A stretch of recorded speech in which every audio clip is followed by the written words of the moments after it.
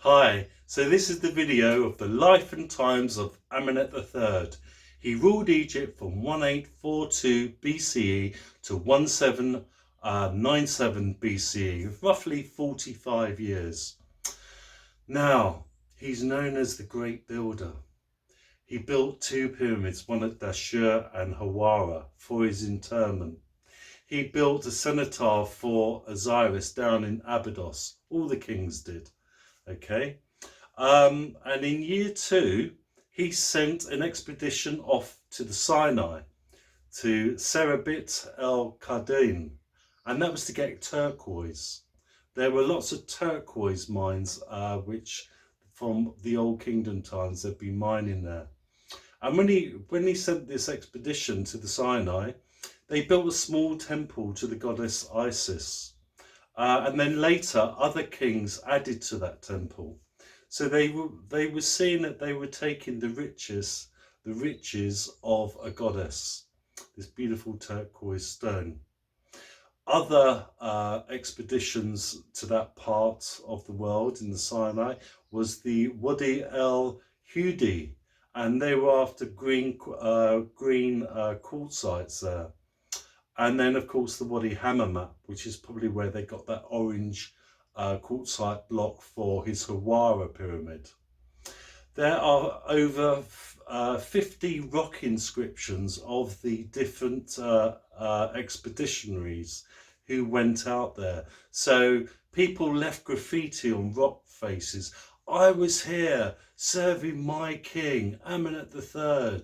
May his soul live forever. That sort of thing. Over 50 rock inscriptions. So he must have looked after the people in these expeditions. He must have made sure that they had plenty of water, that they had plenty of food, because those are very barren areas of Egypt. He sent an expedition down to the Third Cataract, so beyond the borders of Aswan into Nubia. You've got a first cataract, and a cataract is a solid bill of rock in the middle of the river, and the river has to go round it. So for millions of years it's been trying to erode that rock, and it's known as a cataract. Senusret III built a canal through that granite cataract, so you could get boats past it. But there was a second, a third, fourth, and a fifth cataract.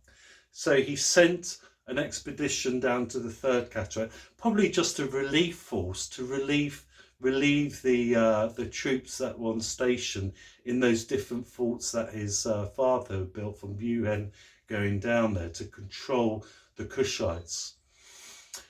I don't think that they were after lands of the Kushites. I just think they wanted to secure borders so they could mine the gold in Nubia, because that gold was the flesh of the gods.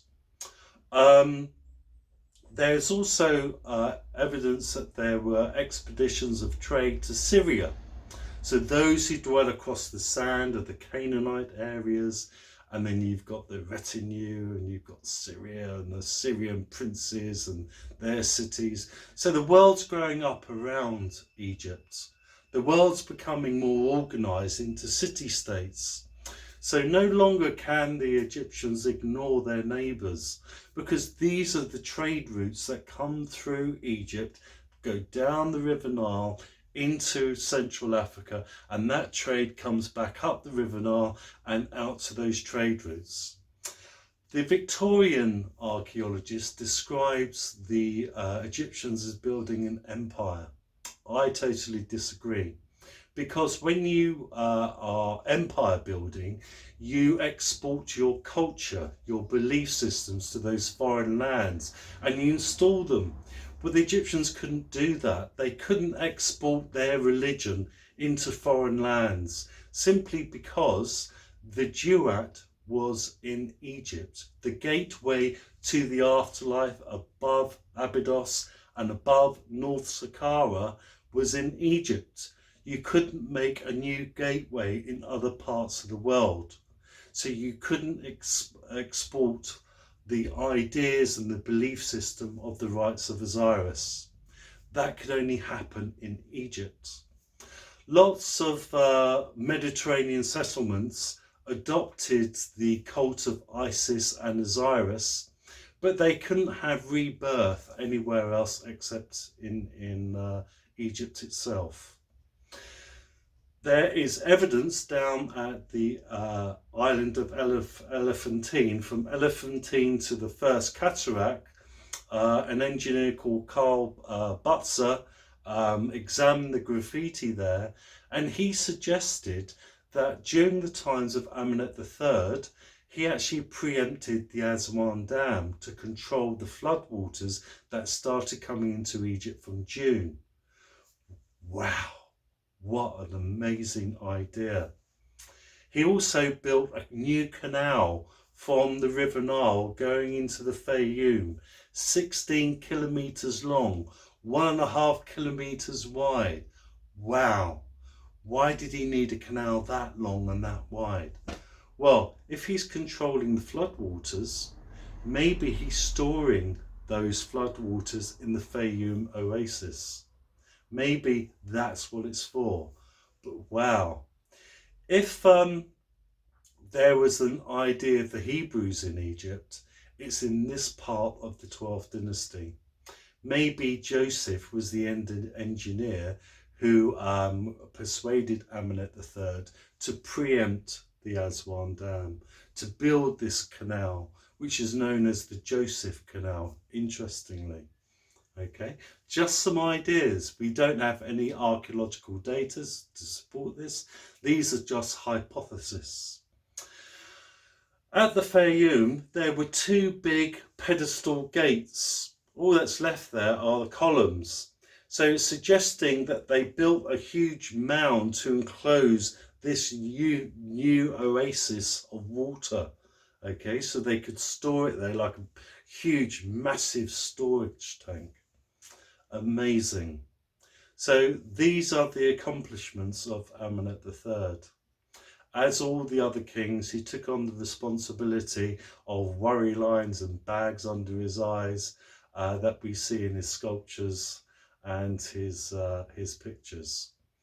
During this time, there's lots of stability. There doesn't seem to be any military action or aggression. And it seems to be a time of prosperity for the everyday Egyptian people. And of course, that's what we're interested in as well. Not just kings and queens, the 5%. We're interested in everyone.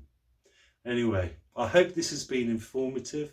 I hope I've given you a very positive impression of Amenhotep III, and I'll see you real soon. Don't forget to press your subscribe button.